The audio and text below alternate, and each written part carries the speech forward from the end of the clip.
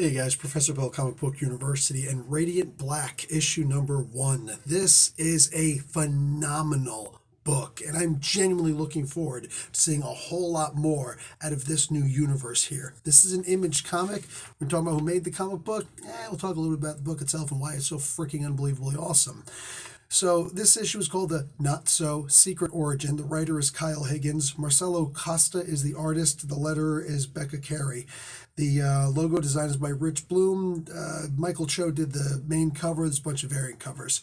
Anyway, this book was supposed to come out last year, but obviously pandemic, stuff like that. It's a little late. It is what it is. The book starts out with this guy, Nathan, staring at his phone and looking at the fact that he has less than $50 in his checking account, but he owes in excess of $38,000, and that's mostly due to student loans and, well, just the cost of living out in frickin' sunny California, you know? Dude's not doing good. He's trying to get a loan. He's lying to the loan officer about how he's going to get his money and whatnot, but all of this is basically to point out the situation of a lot of people in America and Canada too. Like, who knows where else, you know what I'm saying? But like the places where I'm currently at and from and all that good stuff, for the most part, like, dude, this is the state of a lot of people. Massive amounts of student loan debt, massive amounts of cost of living debt because everything is just way too expensive. Wages aren't high enough and the world freaking sucks in general. You know what I'm saying?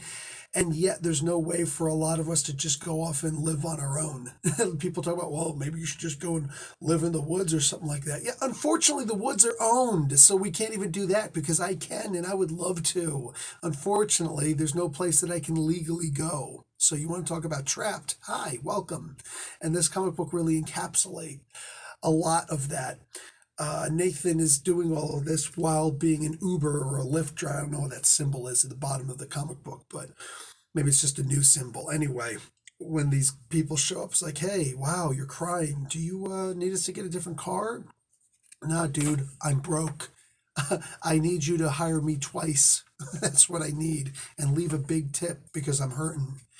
Anyway, the guy winds up leaving where he was, and he comes to move in with his folks. This is like, you want to talk about sucking up an awful lot of pride. Dad doesn't think that it's a good idea. He thinks that his son is a failure. He thinks that his son should stop writing and stop living the dreams.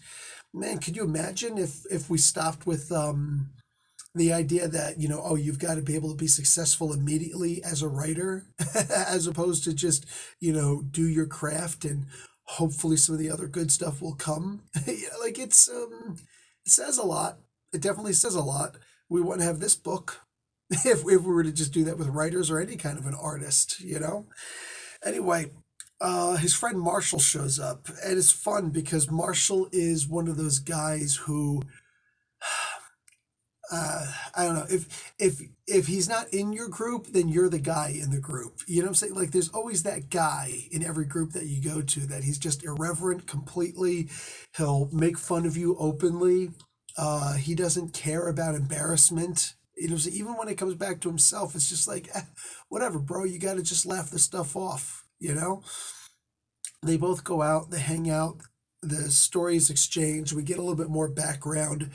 So we're almost seeing, and I almost wish we would see more of it, but we're almost seeing the story through Marshall's eyes. And as they come out of the bar drunk, one more drunk than the other, Marshall's more drunk, they see this little miniature black hole thing. And he goes up and he touches this. Now, this is a very pivotal moment in the comic book because it's a pivotal moment in the realization of my life. I thought about it a couple days ago. And every so often, you think about these things, but it really brought me to a conclusion that as much of a prepper as I am, and I'm not a full-blown prepper like, bomb shelter and stuff like that. No, I just simply have extra food in the house and bottles of water stored away, just in case the lights go out, in case the grid goes down for like, a couple hours. I'm good, Tell you what, anybody who would have ever made fun of me at the beginning of the pandemic, Nobody had anything bad to say about me. In fact, they were asking me advice. What are good things that I could store? Yeah, let's have a conversation. By the way, I don't forget the things that you said about me. Um, what do you call it? Um, the idea that, my military background, my martial arts background, just being an all around, like, physically active guy, prepping, survivalist, going out in the woods and learning how to live on my own. At the end of the day, there's always something that you're not prepared for, something that will kill you. And being a comic book fan is detrimental to my continued existence because anybody who has an IQ above 70 would see a thing out there and not put his hand forward. Like, I'm the guy that if I see a dog and the dog is growling and barking, it's like this dog's about to bite somebody, I better put my hand out there, in a fist so that it's harder for him to bite and then I can, flex and tighten and resist. Hand open, bites the hand clean off. Fist, little harder to bite, little harder to get a grip. See, this is what I'm talking about. The level of my instincts for staying alive and staying, attached, having all my body parts still attached. I would never put my right hand out because I'm right-handed. I would put my left hand out because if there is a chance I'm going to lose something, you know what I'm saying?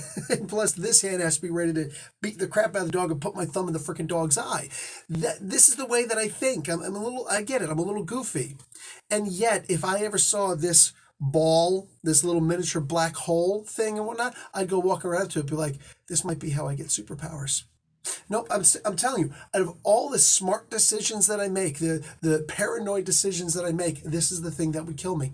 Because it might, more likely than not, if I see something like that, it's something, it's going to be nuclear, it's going to be radionic, it's going to freaking kill you, and it might be painful too. It is what it is, But I would see something like this and I'd be like, I could report it and that would be the smart thing to do. But what if the person I report it to, somebody comes up and they touch and they get the superpowers? I swear to God, this is the stuff going through my mind. And Kyle Higgins has recognized my weakness and shows me that I would die if anything that looked kind of superhero-y, comic-y showed up. Absolutely, I'd be dead. I would absolutely be dead. You know what I'm saying? This is that. You ever seen black comedians where they talk about white people and like, yeah, man, white people won't go into the middle of the ghetto because they're scared of, stuff happening in the ghetto. But if a tiger comes out, they'll be like, here, kitty, kitty, kitty. Oh, you're a good kitty. Yeah. Everybody's got the stupid thing that's going to freaking kill you, right? This is mine. This is clearly mine.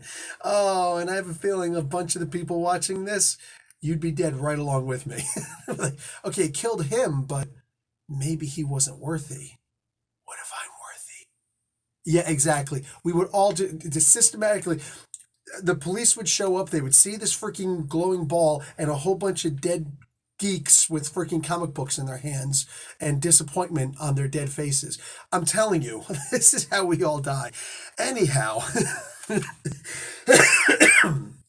he winds up getting superpowers. I'm not going to go into the superpowers because I'm not here to spoil the whole book, but the last page of the book, the last two pages really, because there's the build up to it. You think about like Zoroastrianism and the idea that Mitra's biggest, I don't know, antithesis in the universe is actually his own shadow, right? There is no Satan in the Zoroastrian religion. There's the shadow of God. That's the devil character, right? The opposite. I love that kind of a concept. Plus, excuse me, you have to read the letters page on here. There are no letters, clearly, because the freaking book just came out. That being said, I love when the writer or somebody involved in the comic book starts talking about the journey to make all of these things happen. Yeah, very cool. Very, very, very cool to see some of the stuff happening in this guy's mind and where he comes from and some of the personal stories that he tells about being a young geek and whatnot. Very revealing. I like it. Also, Matt Groom is going to be doing something. Read the letters page to understand who Matt Groom actually is. But genuinely, to me at least, my very small, I'm not going to go into the interaction, but my very brief interaction with him seems like a genuinely good human being. And I'm looking forward to this. I'm looking forward to all of the Power Rangery type stuff because holy crap, we could definitely use more of these kinds of superhero-ish type comic books. Superheroes who aren't necessarily heroes yet. They might have their own agenda, and the villains certainly have their own agenda. I love the idea of that. So, looking forward to everything coming out from this. Look forward to an issue 2 review because this does look amazing. Guys, that's it for me. Like the video, watch an ad, and hope that my voice gets better because this is actually getting annoying. There's like 2 days of this, and it's like, dude, seriously? Right before I go to the comic book store, this happens. Anyway, guys, talk to y'all later. Professor Bill, Comic Book University. Class dismissed.